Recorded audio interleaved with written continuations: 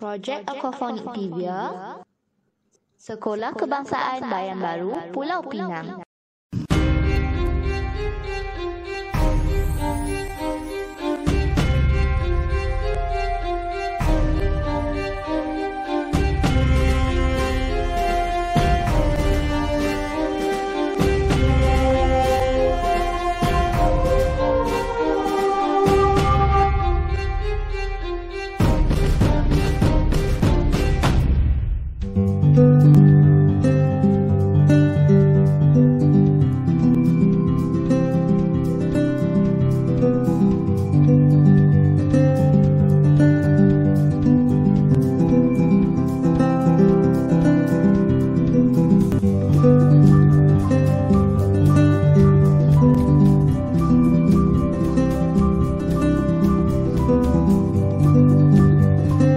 Pembelajaran bermakna 6C, sahsiah, kewarganegaraan, kolaboratif, komunikasi, kreativiti, pemikiran kritis.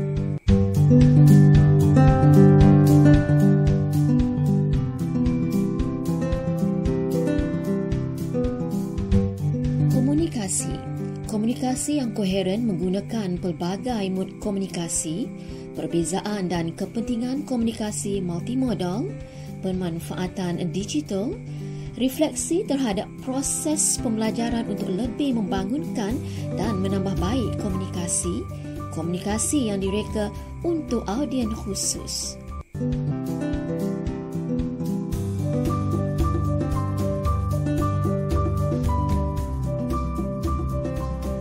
Hi everyone, my name is Nur Arisa Humaira and this is my beautiful school SK Bayan Baru. This school is located in the middle of Bayan Baru town. This school is surrounded by many housing areas. Well, this school also has many beautiful gardens around it. It's almost time to enter my class. What are they doing there?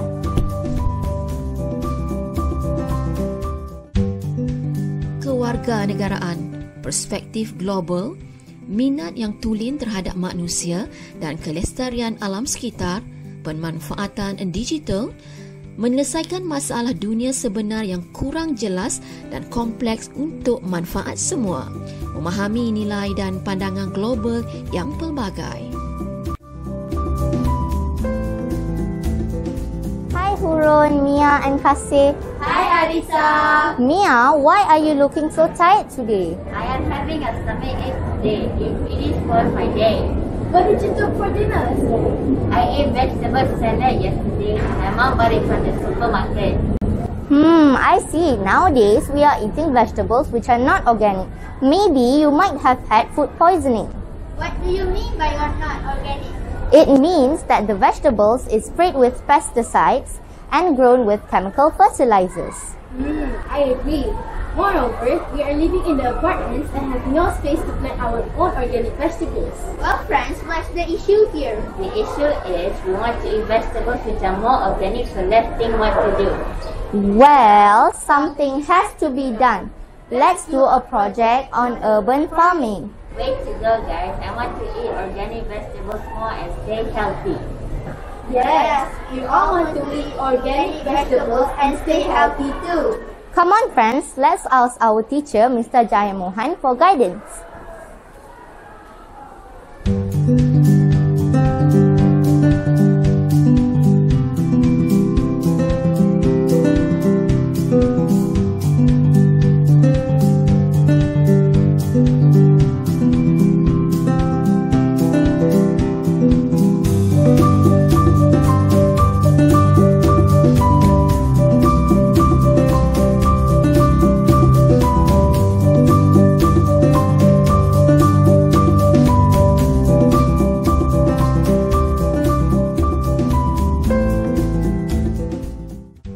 Kreativiti, kepimpinan untuk melaksanakan tindakan, keusahawanan ekonomi dan sosial, pemanfaatan digital, mengambil kira dan melaksanakan idea dan penyelesaian baharu, menyoal menggunakan soalan inquiry yang tepat.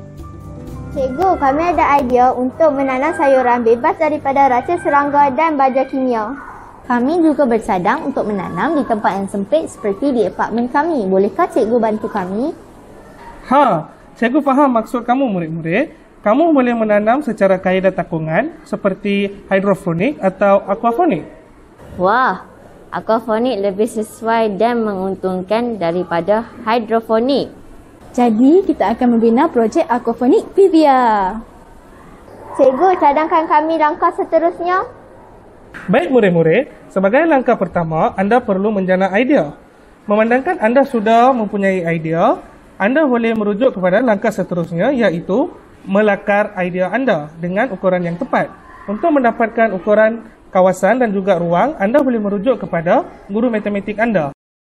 Pemikiran kritis, menilai maklumat dan hujah, pembinaan ilmu yang bermakna, pemanfaatan digital, menguji, membuat refleksi dan melaksanakan tindakan berasaskan idea dalam dunia sebenar, pembinaan ilmu secara kolaboratif, membuat perkaitan dan mengenal pasti pola. Langkah seterusnya menilai lakaran dan membuat penambahbaikan. Selepas itu, kita akan sediakan bahan-bahan untuk projek. Barulah kita boleh menghasilkan projek ini. Bagus murid-murid, dengan mengikut langkah-langkah ini, anda boleh membina satu projek yang dengan cemerlang. Terima kasih, cikgu. Sama-sama.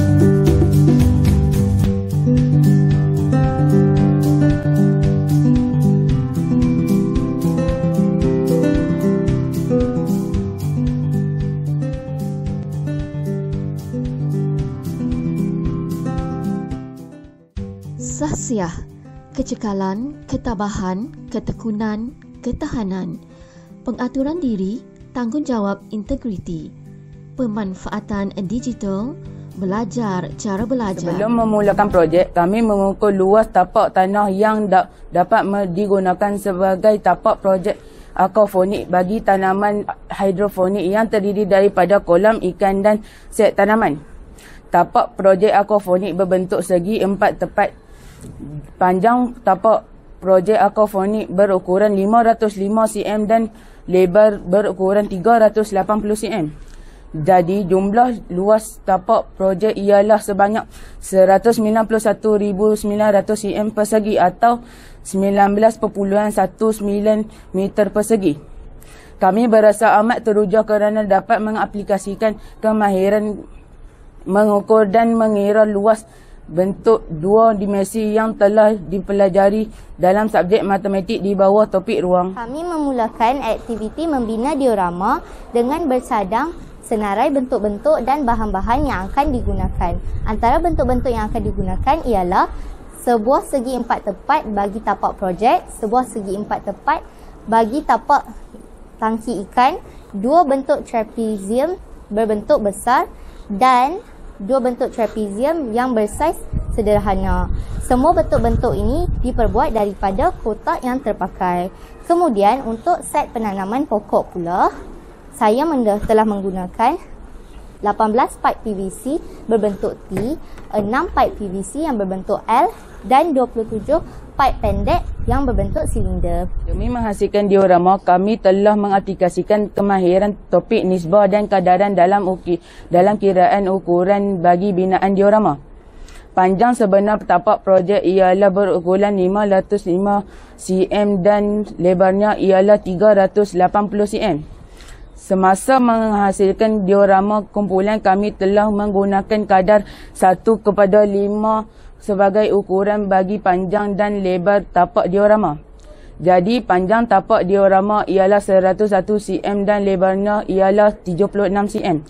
Iaitu 1 cm pada diorama mewakili 5 cm dalam projek yang sebenar. Begitu juga dengan ukuran tapak tangki ikan. Panjangnya ialah 58.6 cm yang mewakili panjang sebenar iaitu 293 cm. Kemudian lebarnya pula ialah 21.4 cm yang mewakili lebar sebenar iaitu 107 cm. Kiraan kadaran ialah 1:5 yang sama diaplikasikan untuk ukuran semua sisi bentuk tapak tangki ikan dan juga set model penanaman pokok ini. Kami menggunakan kemahiran nisbah dan kadaran dalam situasi yang sebenar.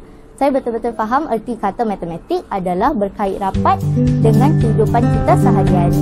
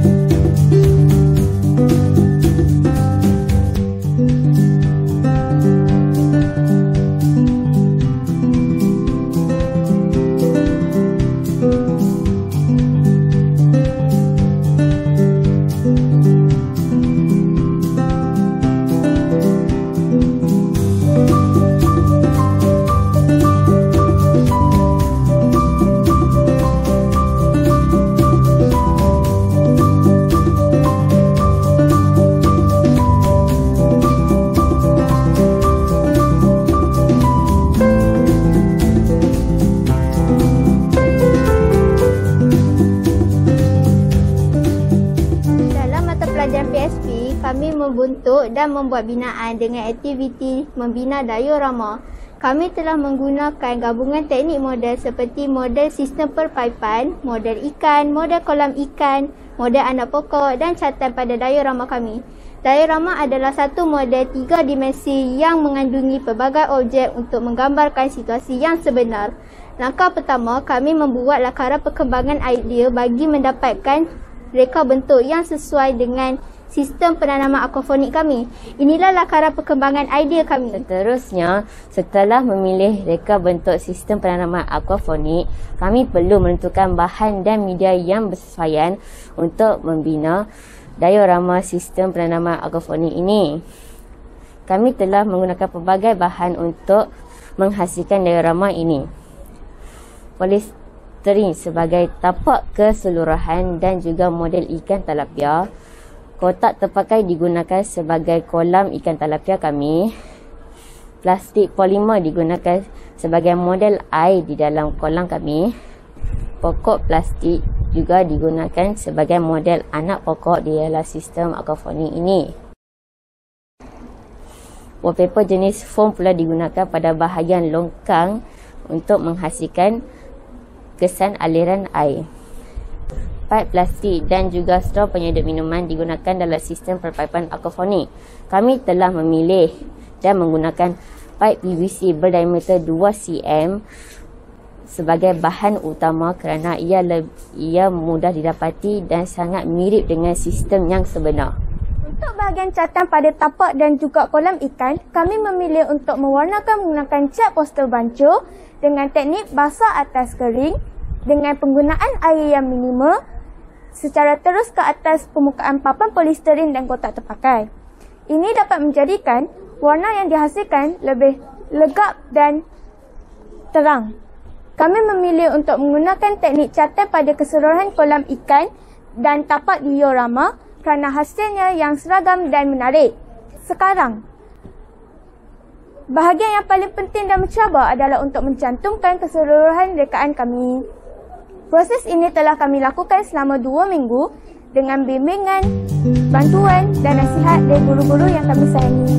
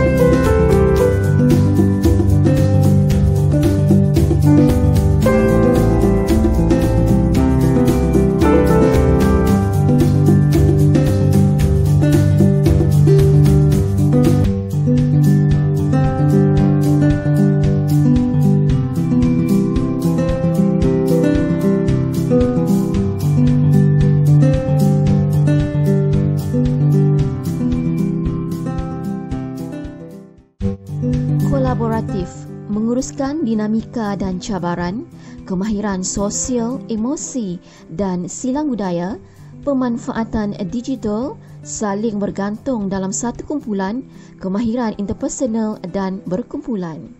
Assalamualaikum warahmatullahi wabarakatuh dan selamat sejahtera. Nama saya Nur Arisa Humaira. Nama saya Hurun Ain. Nama saya Muhammad Iman Sofia. Kami murid tahun 6 dari Sekolah Kebangsaan Bayan Baru. Kawan-kawan, marilah kita cungkil rahsia sains di sebalik projek aquaponik yang amat menarik ini. Wah, suatu ilmu yang berguna untuk kita sama-sama pelajari. Saya dah tak sabar nak tahu dunia sains yang menarik di sebalik projek aquaponik kita. Okey, baiklah. Di sini terdapat anak benih tumbuhan kitaran air daripada takungan dan ikan-ikan yang hidup di dalam takungan tersebut. Hidupan ini saling memerlukan dan melengkapi antara satu sama lain untuk terus hidup. Oh, boleh jelaskan dengan lebih lanjut? Adakah kawan-kawan tahu bagaimana proses fotosintesis ini terjadi dan apakah faedah kitar hidup-hidupan di sini? Baiklah. Fotosintesis merupakan proses tumbuhan membuat makanan dengan sendiri untuk menghasilkan kanji dan oksigen. Ya, betul tu. Sila dengar penjelasan saya pula. Pertama, daun akan menyerap karbon dioksida melalui stomata. Kedua, air akan meresap pada tumbuhan melalui akar dan batang. Ketiga, zat hijau pada tumbuhan iaitu klorofil pula akan menyerap tenaga cahaya matahari. Kawan-kawan tahukah apa yang akan berlaku seterusnya? Seterusnya, tenaga tersebut akan memproseskan air untuk menjadi hidrogen dan oksigen. Hidrogen itu pula akan digabungkan dengan karbon dioksida untuk membuat makanan bagi tumbuhan. Akhir sekali, oksigen akan dibebaskan ke udara daripada stomata tumbuhan. Apakah yang berlaku kepada oksigen yang dibebaskan pula? Oksigen yang dibebaskan pula akan digunakan oleh ikan-ikan untuk menjalani proses pernafasan. Kemudian, ikan tersebut akan membebaskan gas karbon dioksida kepada tumbuhan ini untuk membuat makanannya semula. Kawan-kawan, rumusan yang di sini amat penting kita menjaga dan memelihara haiwan untuk kekal hidup. Ini kerana ianya dapat meningkatkan jumlah oksigen yang tersebar di udara untuk pernafasan hidupan. Justeru kawan-kawan, projek aquaponik SK Bayan Baru ini amat bertepatan dalam membantu meningkatkan kandungan oksigen dan karbon dioksida di atmosfera kita.